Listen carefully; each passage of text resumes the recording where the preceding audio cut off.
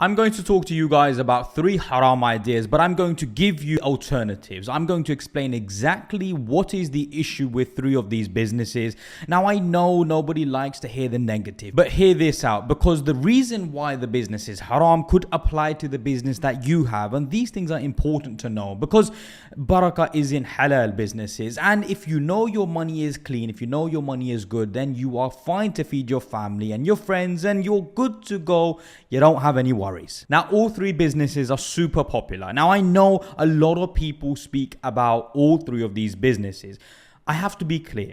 You guys need to know what is the issue and you guys need to know what are the alternatives. There are alternatives, and those alternatives, you will always make more money. In fact, your money will last much longer. Why? Because, well, it's permissible. There's no issue in what you are doing. So, Forex. What is the issue with Forex? I mean, a lot of people say Forex is fine. A lot of people say Forex is not fine. And usually the ones that say Forex is okay probably don't really understand Forex in itself. These days, you'll hear a lot of people saying, oh, congratulations, I'm a 100,000K funded successful trader. I'm a 250K funded successful trader. What does that mean? Who is it that is giving you this $100,000 or $200,000, pounds, or whatever you want to call it? It's a prop firm. And here we are exclusively talking about prop firms because that's exactly what is sort of super booming and super popular these days. So let me address that. And I will make another video about the other issues about Forex, and maybe subscribe to the channel for a later time. Prop firms will tell you that they are funding you for 100,000, 250, sometimes even more. Is that real money? Are they actually giving you those funds? The answer to that is no. That money doesn't actually exist. And if you think for a second that money exists, hear this out. If that money existed, and prop firms that have been around for 2, 3, 4, 5 years at most, for example, let's say they've got 200 people. 200 people now have become funded traders for up to 250K. If that was true, and by the way, 200 is nothing. If that was true, to give you guys an idea, that would mean that the prop firm has $50 million, pounds, or whatever they're giving you in reserves for just 200 people. And by the way, it's much more than that. So that money doesn't ever exist. And by the way, prop firms themselves will tell you it doesn't exist. We don't give you that money. That's not real live money. Now, where's the issue? Now, Islamically, obviously, you're not actually trading with anything. You don't even possess it. You don't have it. It's made up numbers. In essence, the wording for it is it's a derivative. If it's a derivative, it's haram. It doesn't exist. You'll hear me say this a couple of times in this video, but you cannot sell or trade or do something with something you don't possess or you don't have. And I'm going to mention this hadith a few times, and so screenshot this one time, pause the video and do whatever you gotta do. But the hadith for Rasulullah sallallahu alaihi wasallam, where Hakim ibn Hazim comes to Rasulullah and asks the question, O Messenger of Allah, people come to me wanting to buy something that I do not possess. Should I buy it from them from the marketplace? And in response, Rasulullah sallallahu alaihi wasallam, he says, do not sell that which you do not possess. The hadith is authentic and it's intermediate. It has been authenticated, and you can check the sources for yourself. And there are other issues in basically making a profit with something which isn't under your control. It isn't under your possession. And I will give you another hadith which is of Rasulullah sallallahu alaihi wasallam saying that it is not permissible to arrange a loan combined with a sale, or to stipulate 2 conditions in one transaction, or to make a profit on something that is not under your control, or to sell something that you do not possess. Which again, remember this hadith because it does apply to other business models. It does apply to other things. And so you cannot make money of something you do not possess. And it's just to show that there is so much wisdom in our religion, because prop firms themselves were actually manipulating the trades of traders. So imagine you were using a prop firm, and the prop firm themselves, they were manipulating trades and making sure you lose.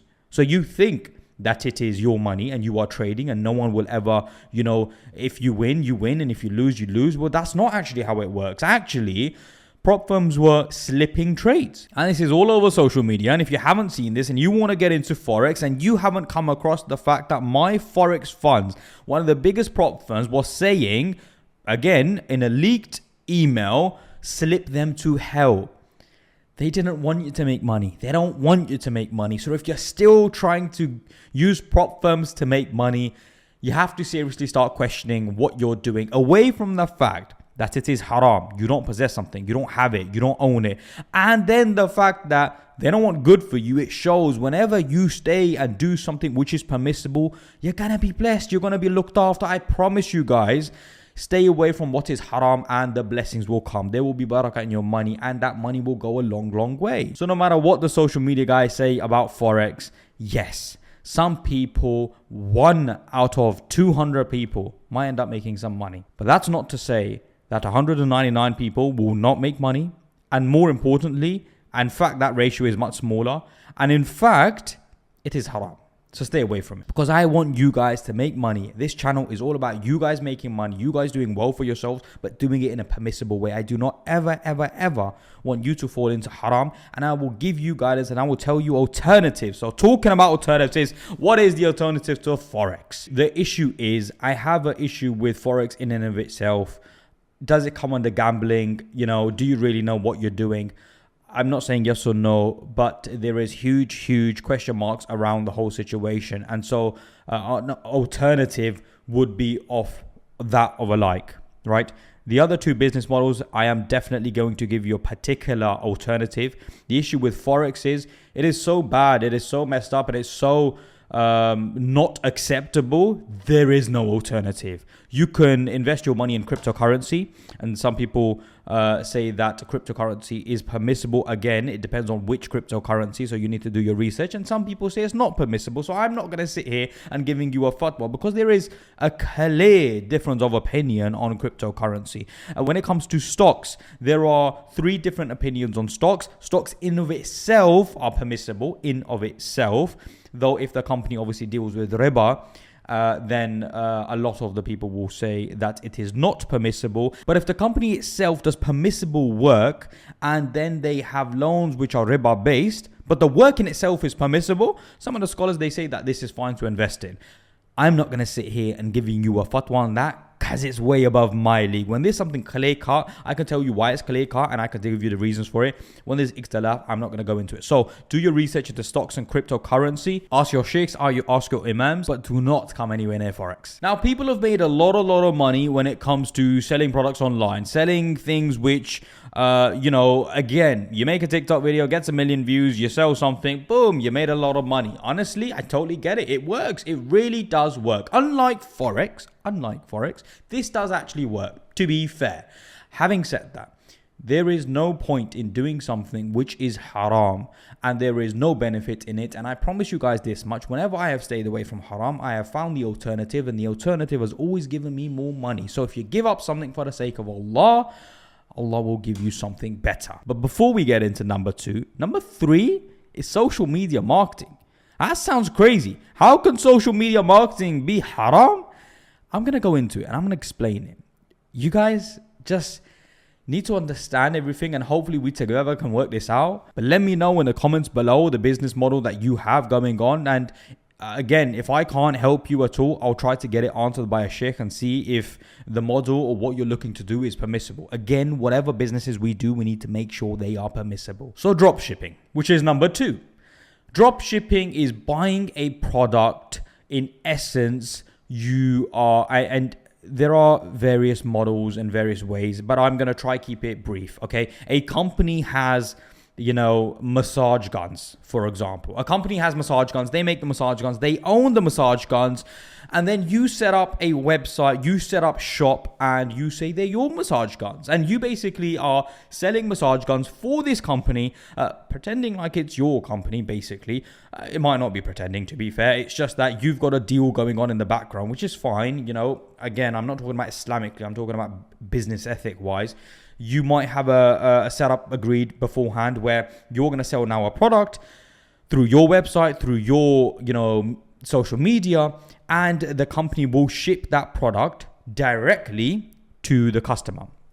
So here now, what is dropshipping? Dropshipping is you have a web page, you have your own thing, you advertise it as it's your own gun, it's your own thing. However, that gun is actually possessed by someone else. That gun is owned by massage gun. Again, massage machine. Let's just call it massage machine. Who knows? This video might upset people because I called it a massage.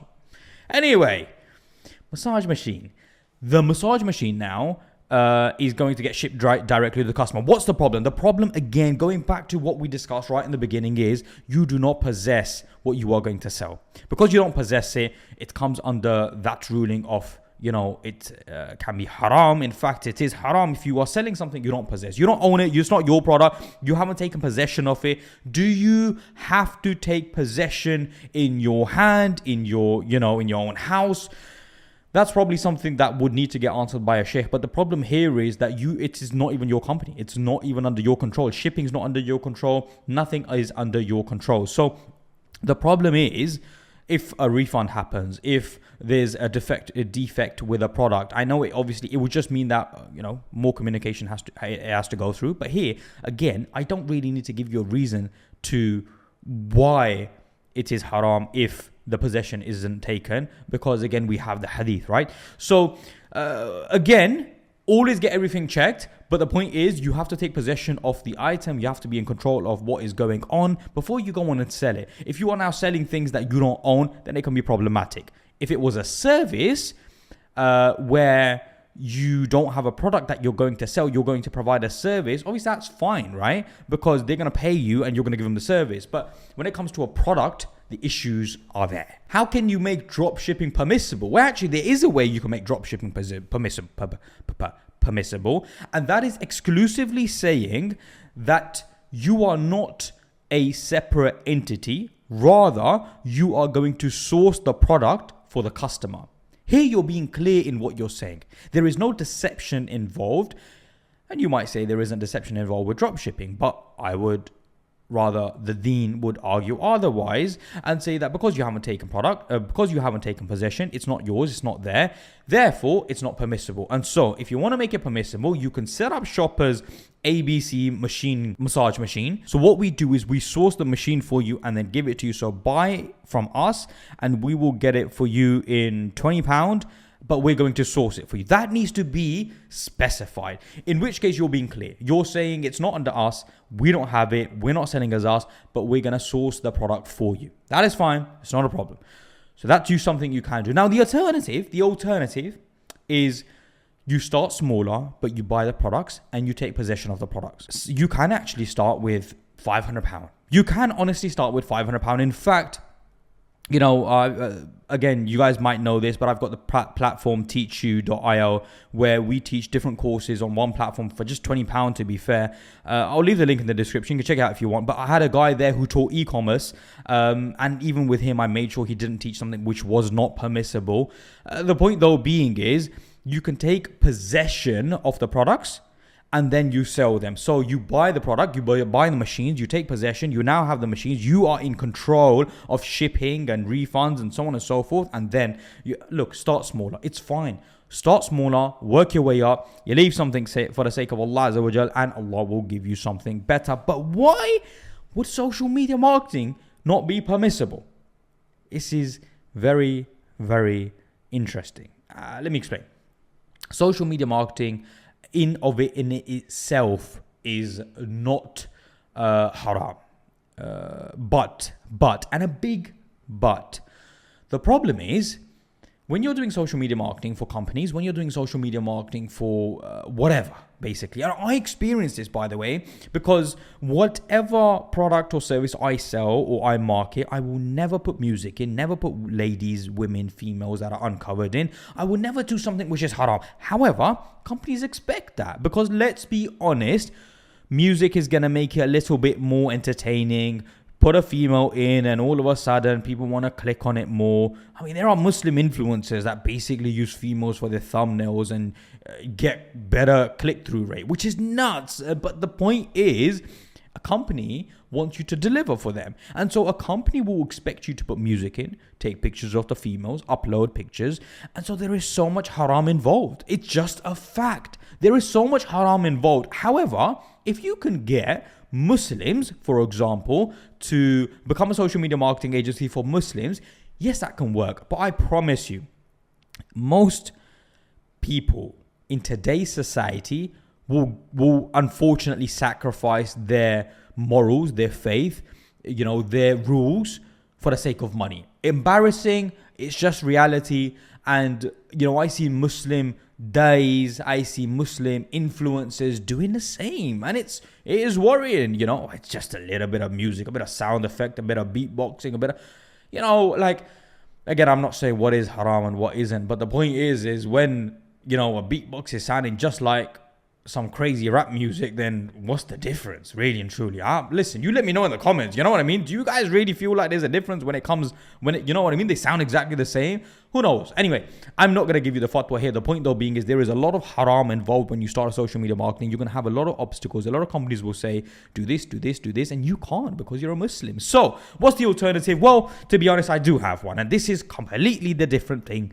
And it's a recruitment company. A recruitment company is a service where you are finding a candidate for a company, you are charging a fee, and actually the service in itself is completely permissible. One might ask the question, well, is a recruitment company not permissible because the job the person might be doing is haram? Yeah, that's true. You can't actually find people for haram jobs, but there are thousands, hundreds, millions of jobs that are permissible. Think of it like this. Any job that a Muslim can do, you can find a person to do that job. And obviously, there are tons of jobs Muslims can do because otherwise Muslims wouldn't have jobs, right? So starting a recruitment company is definitely an alternative. It's exactly the same in terms of it's a service you provide, very short startup. You know, you don't have to get involved in taking pictures, music, etc., etc. Actually, you're finding a candidate, providing them to the company, charging a fee. Alhamdulillah. It's actually what I did when I was 25, so that's why I share it with you. But make sure to like the video, share with your family and friends, and subscribe to the channel because new videos are coming.